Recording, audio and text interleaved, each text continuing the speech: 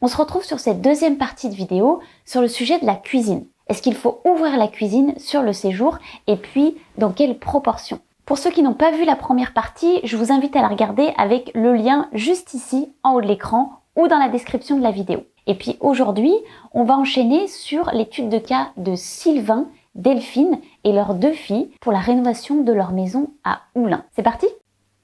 Donc on se retrouve sur ce deuxième cas sur une maison qui est située à Oullins, dans un lotissement. Elle fait grosso modo 190 mètres carrés au total avec la surface habitable, le garage, la buanderie. Et donc en l'occurrence, j'ai travaillé le projet d'aménagement sur la totalité de la surface, mais ici, on se concentrera vraiment sur la partie cuisine, séjour, pour voir comment réagencer les espaces et est-ce qu'il faut ou pas ouvrir cette cloison sur le séjour.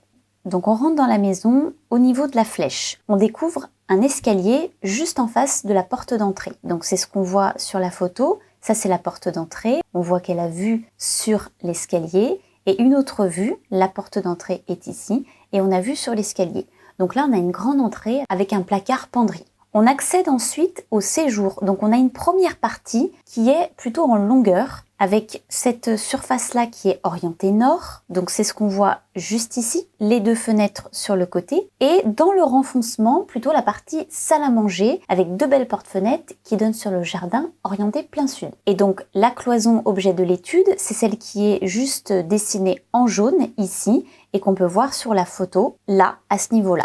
Donc la question est de savoir, est-ce qu'on ouvre entièrement cette cuisine ou est-ce qu'on essaie de trouver une solution intermédiaire? Puisqu'en l'occurrence, Sylvain et Delphine n'étaient pas sûrs de vouloir totalement ouvrir. Ils adorent cuisiner, mais ils se posaient la question de savoir si ça correspondait réellement à leur mode de vie. Au niveau de la cuisine, on a 2 accès. Un premier accès par la salle à manger, et un deuxième côté couloir, côté entrée. Quand je rentre côté entrée, je trouve sur ma gauche un grand linéaire. Donc c'est ce que je vois ici, avec la colonne four, la plaque de cuisson, l'évier jusqu'à la porte-fenêtre qui donne sur le jardin. Et puis sur le côté, donc sur la cloison en question, on trouve une colonne frigo, des rangements, un plan pour les petits électroménagers et une belle table de repas. Cette cuisine est certes un petit peu vieillotte, mais elle est très fonctionnelle dans sa configuration. Donc si je fais tomber cette cloison-là et que je mets un îlot en plein milieu, on comprend bien qu'on va perdre en rangement. J'aurai pas la même capacité de rangement que dans mes colonnes, ma colonne frigo, ma colonne de rangement ici,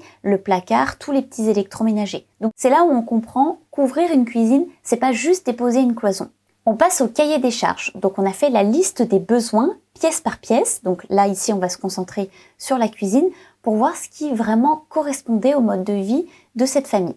Ici ce qui est important, c'est que cette famille, elle aime passer du temps ensemble à la maison. Regarder des films le week-end, cuisiner ensemble. Il y a beaucoup de choses qui se passent autour du repas, autour de la préparation du repas et puis du repas en lui-même. Donc c'est une famille qui aime cuisiner, pâtisser, ce qui sous-entend plusieurs personnes en même temps dans la cuisine. Chose importante également, Sylvain me précise qu'il a un petit côté maniaque et qu'il n'aime pas forcément voir le bazar traîner. Donc la question c'est de savoir si une cuisine totalement ouverte c'est adapté au mode de vie de cette famille. Donc tout l'intérêt va être de leur proposer 3 solutions très différentes, de la cuisine la plus fermée à la plus ouverte, en passant par une solution intermédiaire. Comme d'habitude, on a listé ensemble tous les besoins et les électroménagers dans cette cuisine. Donc on retrouve le frigo, le four encastrable, le micro-ondes, une plaque de cuisson large. On a dissocié les petits électroménagers qui devaient rester sur le plan de travail de ceux qui peuvent être dans un placard. Un coin repas pour le petit déjeuner, pour le quotidien, dans l'optique où la cuisine serait fermée. Et si elle reste ouverte, l'idée c'est que la zone de préparation soit bien distincte de la zone de réception. Donc on n'a pas envie que les invités voient le petit bazar. Et puis, élément de détail, Delphine aime bien préparer les repas en écoutant des émissions le soir, donc une petite télé en bruit de fond. Et puis, côté salon, l'idée c'est de délimiter 2 espaces puisqu'on a un grand volume, donc on peut se permettre d'avoir un coin télé un peu cosy pour la famille qui aime visionner des films, et puis plutôt un côté réception apéro, en réutilisant bien sûr le mobilier existant. Et donc, c'est ce qu'on a fait, on a listé ensemble le mobilier qu'il fallait replacer. Là aussi, on essaye toujours de partir de ce qu'on a. C'est pas parce qu'on déménage qu'on rachète tout, donc on essaye le plus possible de réintégrer les meubles auxquels on tient. Alors, les scénarios de transformation. Solution numéro 1, je rentre par ici et je découvre sur ma droite un salon télé. Donc dans cette partie qui est orientée nord, elle est plutôt bien adaptée parce que pour regarder la télé, j'ai pas forcément besoin d'avoir beaucoup de lumière, au contraire. Ici, j'ai un canapé d'angle, donc quelque chose d'un petit peu cosy, de volontairement intimiste pour regarder les films en famille. Et dans une deuxième partie, un salon de réception où on a pu replacer le canapé, la table basse et les fauteuils de la famille, avec au milieu un poêle suspendu qui va faire le lien entre les deux parties. Dans le renfoncement, on trouve la salle à manger telle que la configuration le propose aujourd'hui. Et ici, la cuisine est séparée du séjour par une cloison entièrement en verrière. Donc on a une toute petite partie ici en gris qui est pleine, qui me permet d'adosser une colonne de rangement. Et tout le reste, à la façon de l'image qu'on peut voir juste en bas, c'est vraiment une séparation vitrée façon verrière.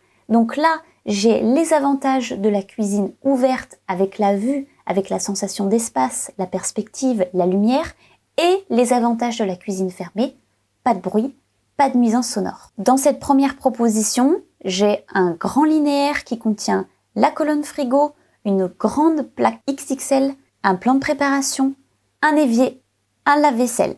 Et sur le muret, à la façon de cette image-là, je peux venir adosser une table de repas située à 90 cm de hauteur, donc la même hauteur qu'un plan de travail, qui sert à la fois de table pour le petit déjeuner et de plan de travail complémentaire. Donc je peux cuisiner à deux. Je peux avoir une personne qui est sur le plan de préparation entre l'évier et la cuisson, et une autre qui est en train d'étaler le rouleau à pâtisserie sur la table d'appoint. Cette table de repas se prolonge sur un petit plan de travail faible profondeur où je peux positionner des petits électroménagers, machine à café, grille-pain, etc. et une colonne de rangement, un placard pour les affaires de ménage. Juste ici, on trouve la télé pour pouvoir préparer les repas avec la vue sur la télé. Donc pour se projeter un petit croquis d'intention, on imagine que je suis dans la salle à manger et que j'ai une jolie séparation verrière. Donc on a plein de types de verrières, on peut avoir des verrières type atelier. Ici, c'est pas tellement l'esprit de la maison, donc on pourrait plutôt partir sur une verrière en bois dans un esprit cintré, c'est-à-dire arrondi. On passe à l'option 2.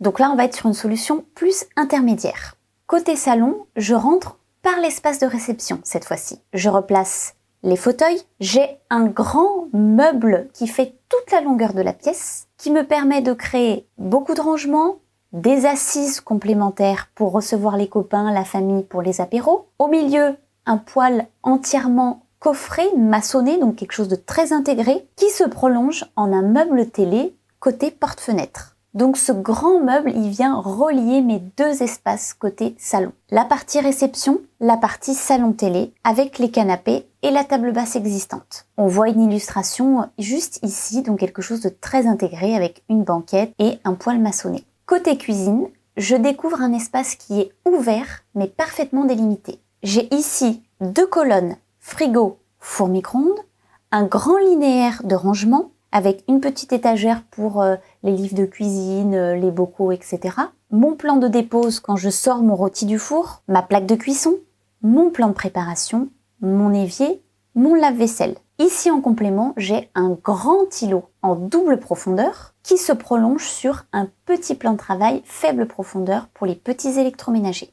L'idée ici, c'est d'avoir un muret qui va venir cacher mon petit bazar, donc un muret à hauteur de 110 cm, 120 cm, qui me permet de laisser mes assiettes traîner, mais côté salle à manger, je ne les vois pas. Donc là, c'est la vue côté cuisine. J'ai mon grand îlot avec pas mal de tiroirs de rangement. Ici, j'ai ma machine à café, j'ai mon grille-pain, etc.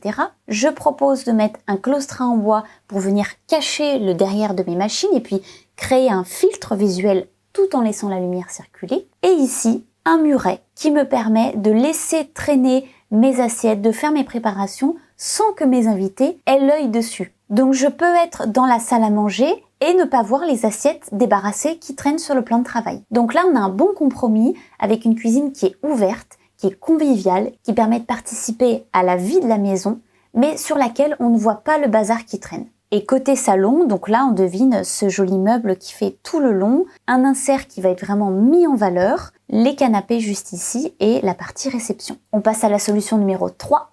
Ici, on passe au tout ouvert. Je rentre je découvre un salon dans une configuration bien différente de celle qu'on a vue précédemment. Vous l'avez compris, l'idée c'est de proposer des choses différentes pour pouvoir choisir. Je positionne le premier canapé dans l'angle avec le fauteuil et la table basse. Ici sur la gauche, j'ai mon insert et ma télé qui est positionnée juste au-dessus de l'insert. Donc tout est coffré, ça c'est tout à fait possible d'avoir l'écran de télé et en dessous la partie insert. Je positionne en face un deuxième canapé qui est adossé sur le bout de cloison existant. Je prolonge cette cloison pour créer quelque chose de convivial et de l'autre côté, je viens adosser un vaisselier avec un angle en quart de rond. Donc on joue vraiment sur la courbe pour adoucir la circulation. Ici, la table de la salle à manger est en biais pour pouvoir vraiment bien circuler autour. Ici, j'ai mes 2 fauteuils devant la baie vitrée. Et là, on voit qu'on a un espace qui est complètement ouvert. Donc j'ai un îlot qui est vraiment au cœur de la maison. Cet îlot, c'est une série de 2 caissons avec la plaque de cuisson dans l'îlot. Là, on peut vraiment être plusieurs à cuisiner en même temps. On peut en avoir 2 sur l'îlot et puis un 3e sur le plan de préparation dans le linéaire. Donc on retrouve ce principe du linéaire avec la colonne frigo, la colonne four micro-ondes, l'évier, un plan de préparation qui est plus grand et 2 colonnes supplémentaires qui me permettent d'avoir d'une part des tiroirs pour l'épicerie, les pâtes, la farine, les gâteaux, etc. Et puis une colonne pour le ménage. On a toujours besoin d'avoir un placard pour le balai, les produits d'entretien, etc. Ici, vous noterez que la porte a été déplacée puisqu'elle était située sur la gauche. Et donc là, on opte pour une porte à galandage, donc qui vient rentrer dans la cloison pour optimiser la circulation.